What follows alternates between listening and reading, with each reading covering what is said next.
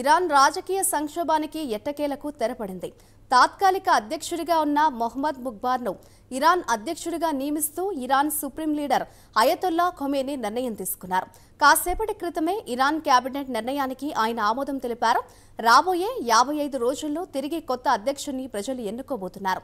కొత్తగా ఎన్నికైన మహ్మద్ ముఖ్బార్తో పాటు ఆ దేశ సుప్రీంకోర్టు ప్రధాన న్యాయమూర్తి, సుప్రీం కమాండర్ అయాతుల్లా ఖమేనీ ఆధ్వర్యంలో ఎన్నికలు నిర్వహిస్తారు.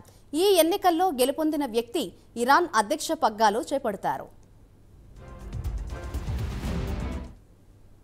ఇరాన్లో సంప్రదాయవాదుల మద్దతుతో అధికారం చేపట్టిన రైసీ అనతి కాలంలోనే సంచలన నిర్ణయాలు తీసుకున్నారు. బుర్కా వివాదం నుంచి నిందితులకు కఠిన ఉరిశిక్షల వరకు ఎన్నో వివాదాస్పద నిర్ణయాలతో రక్తపు మరకలను చేతులకు అందించుకున్నారు. అంతేకాకుండా హమాజ్ ఉగ్రవాదులు, హౌతీ రెబల్స్ విషయంలోనూ వారికి మద్దతుగా నిలిచారు.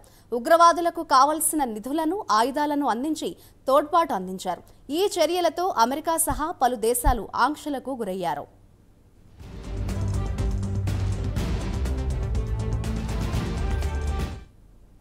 అజర్బైజాన్, ఆర్మేనియా యుద్ధంలోనూ రైసీ కీలకంగా వ్యవహరించారు. నగోర్నో కారాబాగ్ విషయంలో ఎప్పటి నుంచో ఆర్మేనియా, అజర్బైజాన్లకు యుద్ధం కొనసాగుతూనే ఉంది. అజర్బైజాన్కు అండగా టర్కీతో పాటు నగోర్నో కారాబాగ్కు మద్దతుగా పలికారు. అప్పట్లో ఈ వివాదం సైతం రైసీని చుట్టుముట్టింది. అమేనియా అనే యువతి హిజాబ్ ధరించలేదని ఆ దేశ పోలీసులు కొట్టి హత్య చేశారు. ఆ విషయం బయటకు రావడంతో దేశవ్యాప్తంగా ఆందోళనలు పెరిగాయి. అయితే సంప్రదాయవాది అయిన రైసీ ఉక్కుపాదంతో ఆ ఉద్యమాన్ని అణచివేశారు.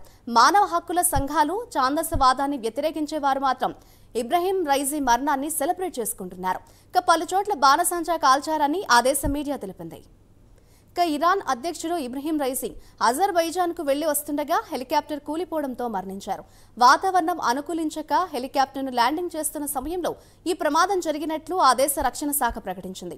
హెలికాప్టర్ ఆచూకీ కోసం రెస్క్యూ సిబ్బంది ప్రయత్నించడంతో ఆచూకీ లభ్యమైంది. ఈ ప్రమాదంలో హెలికాప్టర్ పూర్తిగా క్రాష్ కావడంతో ఇరాన్ అధ్యక్షుడు ఇబ్రహీం రైసీతో పాటు ఈ ప్రమాదంలో విదేశాంగ మంత్రి కూడా మరణించారు.